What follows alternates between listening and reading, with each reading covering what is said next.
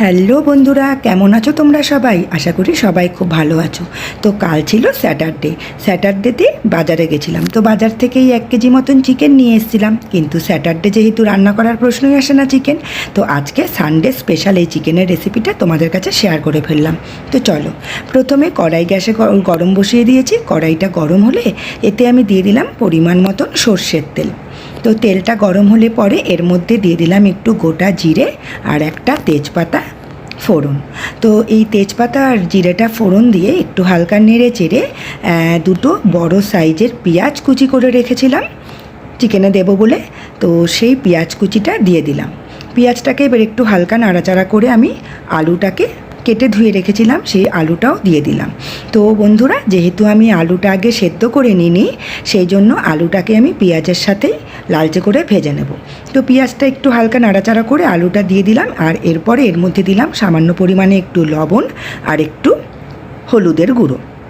তো লবণ আর হলুদ দিয়ে প্রথমে আমি আলুটাকে একটু ভালোভাবে ভেজে নেব। তো যেহেতু আলুটা সেদ্ধ করা নেই, সেজন্য নুন আর হলুদ দিয়ে একটু নেড়ে চেড়ে আমি ঢাকনা চাপা দিয়ে 5 মিনিটের জন্য গ্যাসের আঁচটা একটু সিম করে হতে দিলাম। এতে কি হবে, আলুটা একটু হালকা সেদ্ধ হয়ে যাবে। তো দেখো বন্ধুরা, ঢাকনা তুলে আমি আলুটাকে আরেকটু ভালোভাবে লালচে করে ভেজে নেব।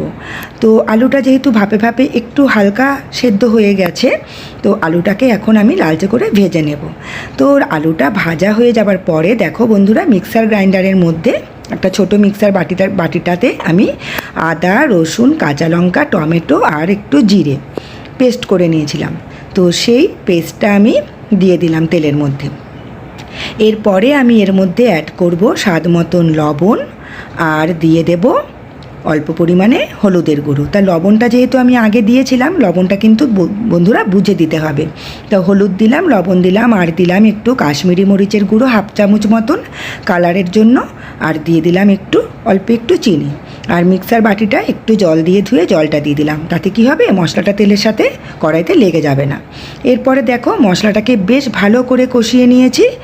আর কষানো হয়ে গেলে এর মধ্যে আমি ধুয়ে রাখা চিকেনটাকেও দিয়ে দিলাম। আজ কিন্তু আমি চিকেনটাকে ম্যারিনেট করে রাখিনি বন্ধুরা।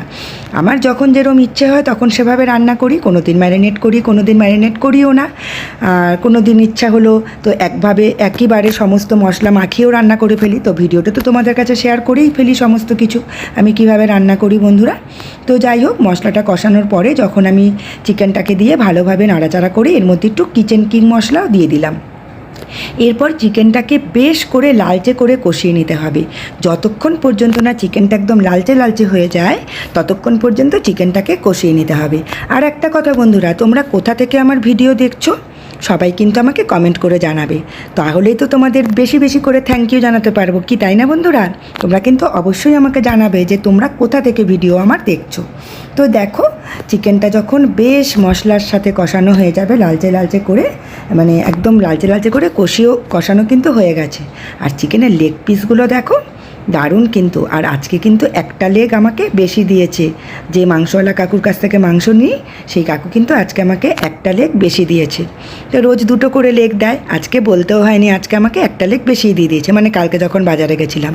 তো যাই হোক বন্ধুরা, চিকেনটা যখন কষানো হয়ে গেছে, তখন এর মধ্যে আমি দিয়ে দিলাম পরিমাণ মতন গরম জল। তোমরা যে যেরকম ঝোল খাবে সেরকমভাবে গরম জল দিয়ে ঢাকনা চাপা দিয়ে রেখে দিলাম, 5 মিনিটের জন্য ফুটতে দিলাম।